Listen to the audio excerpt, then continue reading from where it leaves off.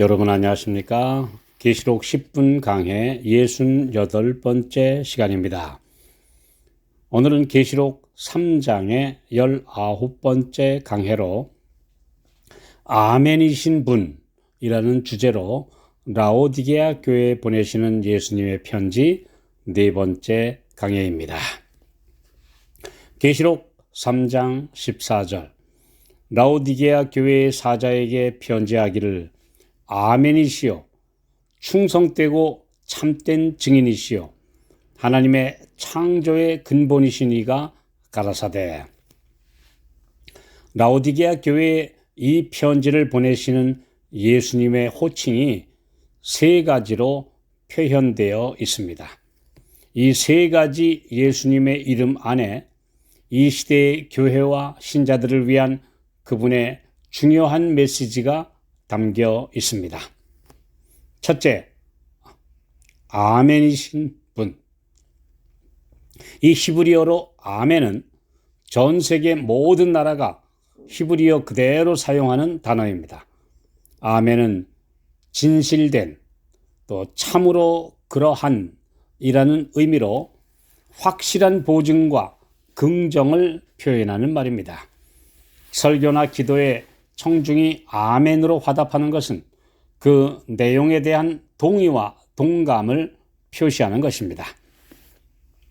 이사야 65장 16절 이러므로 땅에서 자기를 위하여 복을 구하는 자는 진리의 하나님을 향하여 복을 구할 것이요 땅에서 맹세하는 자는 진리의 하나님으로 맹세하리니 이는 이전 환난이 잊어졌고 내 눈앞에 숨겨졌음이니라. 위 성경절에 진리로 번역된 단어가 아멘입니다. 난외줄을 보시면 그렇게 적혀 있습니다. 그리스도를 아멘 그 자체로 사용한 표현은 계시록 3장 14절이 유일합니다.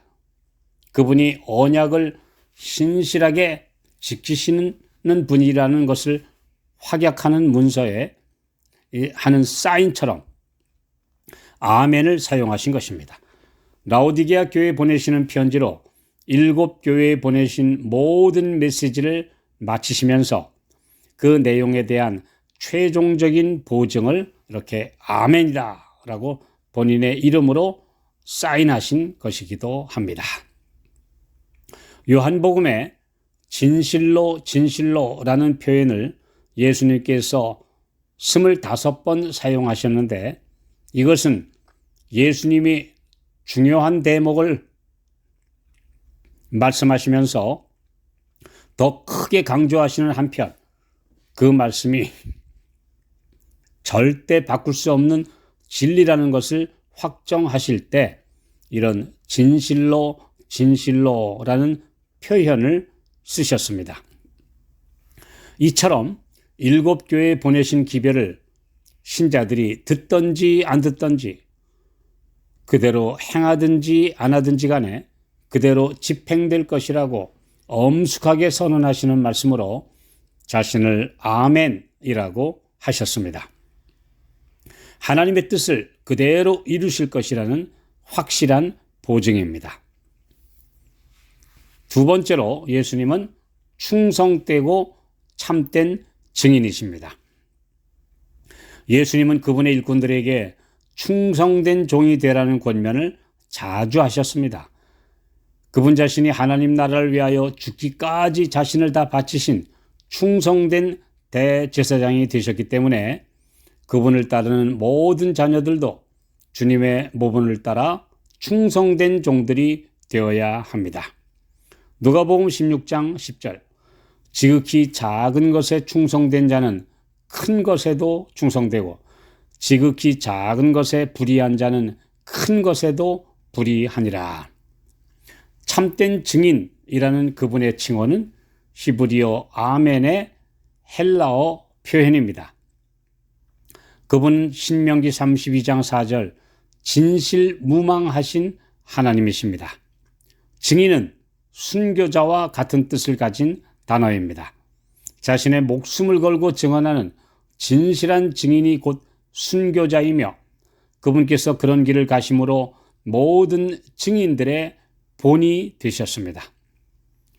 참된 증인이 갖추어야 하는 세 가지 조건은 첫째, 그가 증언하려는 사실을 직접 목격한 사람이어야 하며 자신이 겪은 체험을 말할 수 있어야 합니다. 누가 그러더라라는 식의 간접적인 증언은 분쟁과 소송에서 결정적 증거로 채택되기 어렵습니다. 이런 직접적인 신앙의 체험이 없는 전도로는 사람들에게 믿음과 확신을 주기 어렵습니다. 그렇기 때문에 오늘날 많은 신자들이 증인의 사명을 감당하지 못하고 있는 것입니다. 둘째, 증인은 그가 목격한 사실에 대해 증언할 수 있는 자격과 능력, 그리고 합당한 신분을 가지고 있어야 합니다. 그가 지적인 능력이 떨어지거나 또는 정확하고 일관된 증언을 하지 못하고 횡설수설하는 상태라면 아무도 신뢰할 수 없게 됩니다. 또는 그가 그 사건과 이해관계로 얽혀있는 사람이라면 자신에게 유리한지 또는 불리한지에 따라 위증을 할 우려가 있기 때문에 그런 사람의 증언에 신뢰가 떨어질 수 있습니다. 셋째, 증인은 그가 목격한 사실에 증언할 의지가 확실히 있어야 합니다. 그가 자신의 의사로 증언해야지 억지로 증언을 하게 하는 것은 현대 사회에서 고문에 의한 강제 자백과도 같이 증거로 인정할 수 없습니다. 그런데 사람은 이 세 가지 증인으로서의 자격을 갖추고 있다 하더라도 그의 인생이 매우 짧고 그의 정신 상태가 항상 온전하지 않으며 그가 현장에 있었더라도 정확하게 보거나 듣지 못할 수도 있으며 조건에 따라 증언을 번복할 수 있기에 불완전한 증인에 불과합니다. 그러나 예수 그리스도는 어제나 오늘이나 영원토록 동일하신 분으로 완전한 증인이 되실 수 있습니다. 예레미야 29장 23절 나는 아는 자요 증거인이니라 여호와의 말이니라 하셨다 하였더라.